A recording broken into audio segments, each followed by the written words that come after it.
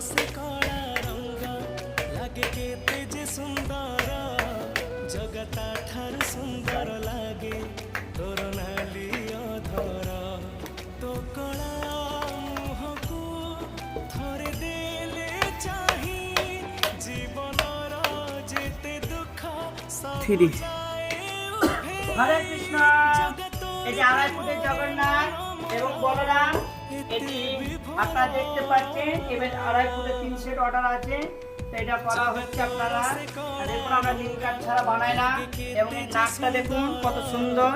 আমরা এক কাঠের গুঁড়ো বা কাপড় ব্যবহার করি না।